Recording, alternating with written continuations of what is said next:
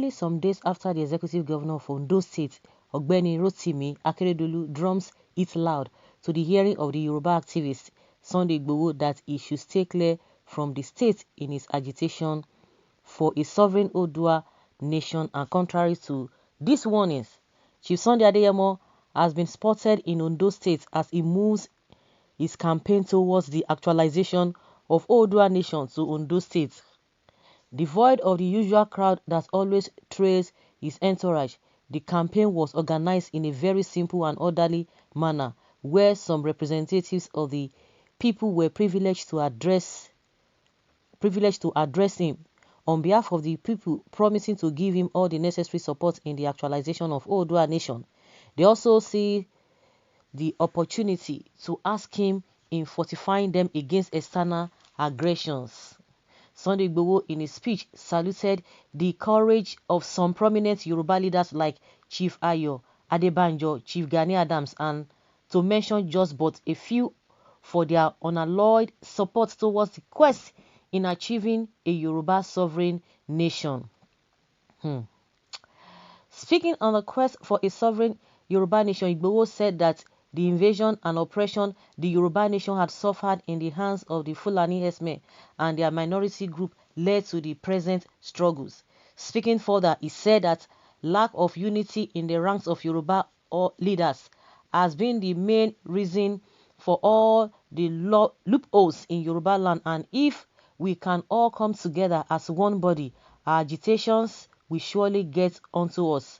While referencing the Yorubas who live in the northern parts of the country, Igboho said that the atrocities being committed by the Fulani in our territory cannot be replicated by the Yorubas who live up there in the north. He, however, blamed our political leaders who are directly working with those in the corridor of power for their inability to help in calling the excesses of this group into order. According to him, all the kidnapping, raping, and killings being perpetrated by the herdsmen and nonchalant attitude of our leaders has given them the moral booster to continue their illicit acts. However, he appeals to all Yoruba elements who are giving support to the oppressors of the Yoruba nation to kindly desist from such acts if they do not want to receive God's judgment. He therefore sees the opportunity to pray for all Yoruba monarchs that God Almighty will continue to enrich their strength as they are now solidly behind the struggle.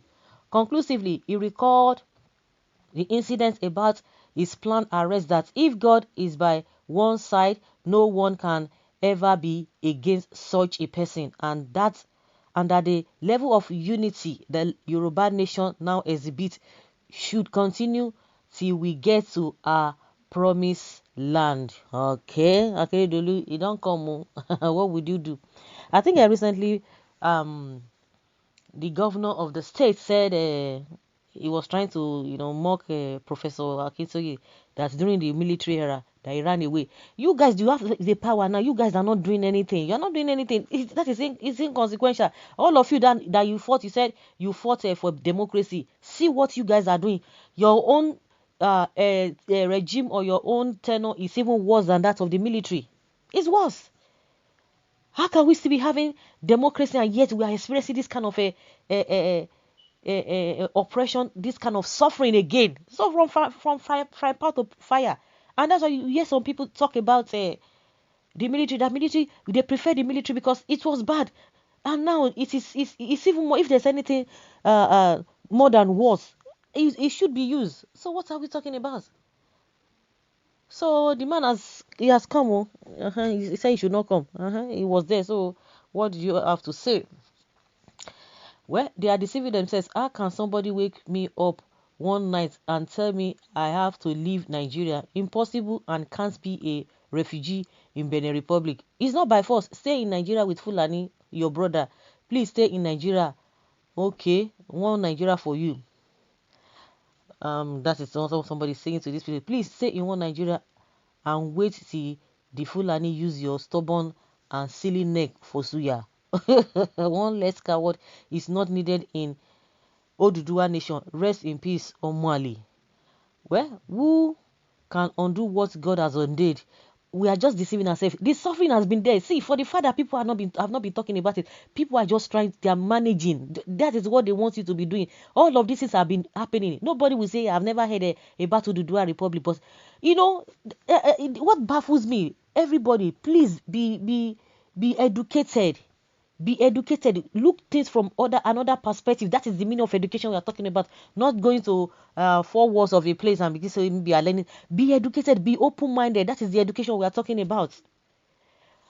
I don't understand. They will tell you, oh, we need presidency. I'm even laughing at this. I'm even surprised at the Igbo presidency. Is it going to change? Is it going to make the economy better, or they are still going to do the same thing just like Buhari is doing? Oh, it is our turn. They can do and undo. If you are part of the government of the day, fine. If you are not part of the government of the day, that is your own cup of tea. That is the kind of game they are playing. Igbo presidency, Yoruba presidency, Hausa presidency. Does it have any positive effect in the lives of the people?